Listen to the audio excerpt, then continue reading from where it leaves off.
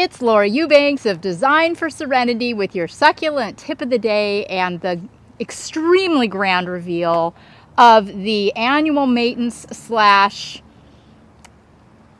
installation at the Coral Reef project in University City in San Diego. So we came in, it was myself, Greg, Hannah, Mel, Kevin, and Omar, and we spent 2 days here. We, believe it or not, thinned out the raised bed here. They had lights that were completely hidden, so you can't really tell, but we thinned down the Portulacaria and the Senecio and exposed the lights. Down here on the lower side, we did a couple of big things. I laced out this Fucoria a lot. I mean, I took off an entire branch here that was kind of starting to infringe on the sidewalk, and I went in at the joints and I opened it up, and loving this so much. We brought out a Mangave. This looks like Mission to Mars, that was in the back. And we replaced something. I think it was one of the Jaguars. We have a lot of Mangave Jaguar in this garden, and we love it, and we love the color and the texture, but it was a little overwhelming. So Hannah went and thinned all of the stands of Jaguar, and a couple of them we just full on took out. We moved, I remember, the Synodenium grantii was where that Mangave Mission to Mars was, and we moved it over here.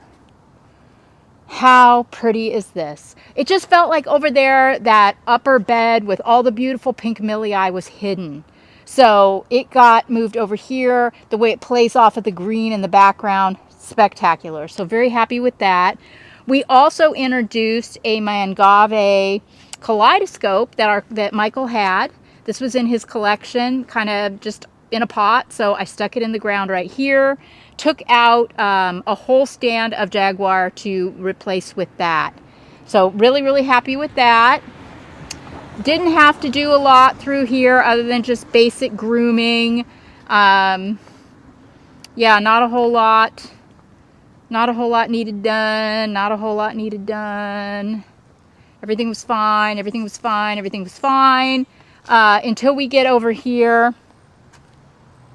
And we opened up, there was a crested euphorbia, rather large, that was right here, that was really blocking access. And this is, our homeowner likes to walk back here to do maintenance. So we just removed it. Love that open look, like that right there. There was kind of a junky looking cotyledon right here, and a very tired echeveria. So we just took them out and left it really, really clean.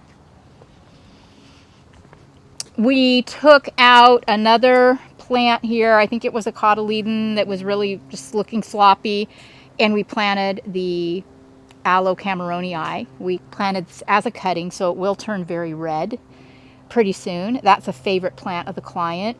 We also took out a big aloe that wasn't doing anything for this area here. Just took it out, and we planted some Crassula orbiculata back there. It just looks fantastic. We tightened up the Tapestry. I brought in some new 1 gallons from Oasis. I actually filled this in with 10 additional plants up top, and then we just sprinkled down some fresh Creva, the white rock, to finish the look there. This beautiful agave was part of a family, part of a clustered family back there behind that big tall candelabra euphorbia, and it was just completely lost. So we took it all apart, and we then popped one-offs around in different places in the garden. We also put the little octopus, Octavio, in the cave. We had a couple of Haworthias, I think, or aloes in there, and they weren't doing well, so I suggested just a statue would be the thing to do there. We cleaned up all of the pups of this quadricolor. Our client loves this plant, and it is job security for us because it pups like crazy. Look at that pup right there against um, against the driftwood. Yeah, that's so funny. We left that one because it was really cute. We have Isabella. This is her garden, and our client staged her. I think she gets staged just on special occasions because they don't want her to get lifted, so they bring her in at night. But I mean, look at all of these beautiful myrtillos and all of the stately plants. So many of these were collectibles that were from the client that I introduced into the garden. And if you want to, look back here, Greg, you can see how meticulous this is. Doesn't that look so stinking good? Then over here,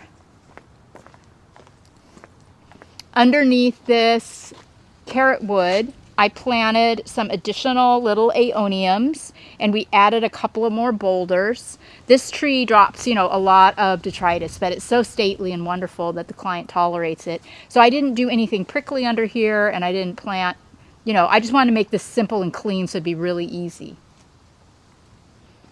Then over here,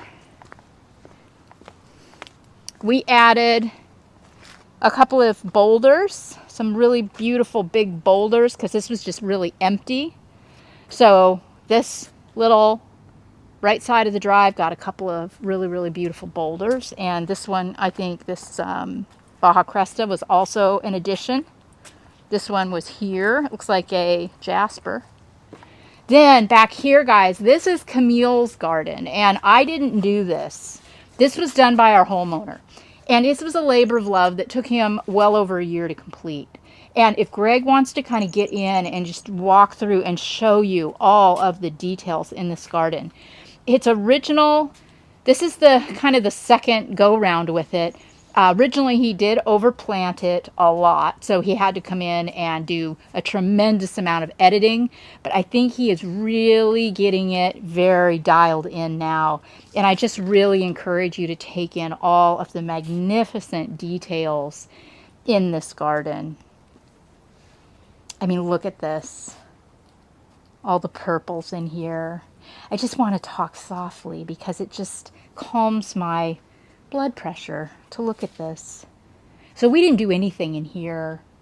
I think we did have Omar plant this spiralis. That's basically all we did. Aren't these fabulous, Greg? Look at this.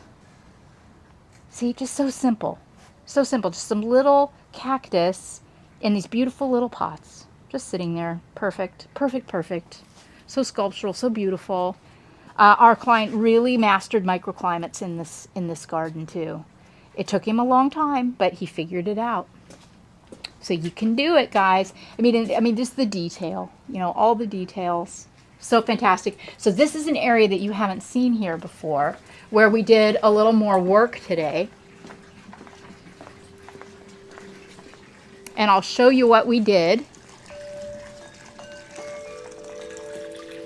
We installed a cactus garden below this glass shelf. Our client had kind of a hodgepodge of stuff in here, and it wasn't any of it really working, so I suggested some specimen cacti, which I got from Al at Botanic Wonders, and I also picked up a few of them at Oasis. Water efficient. Isn't that so great? Perfect. Just perfect. Then above the cactus, you can say hi, Greg, because they can probably see you in the mirror. Look at these fabulous guys. Isn't that perfect? All the detail on this property is mind-blowing. Every square inch of this home, inside and out, is so thoughtful. All of the photographs that are framed on the wall, these are all places that our clients have been. Yeah, it's just insane. So here we installed, now the plumeria was here, and underneath it was just a hot mess. It was just a hot mess of like freeway daisies. And I made a tapestry.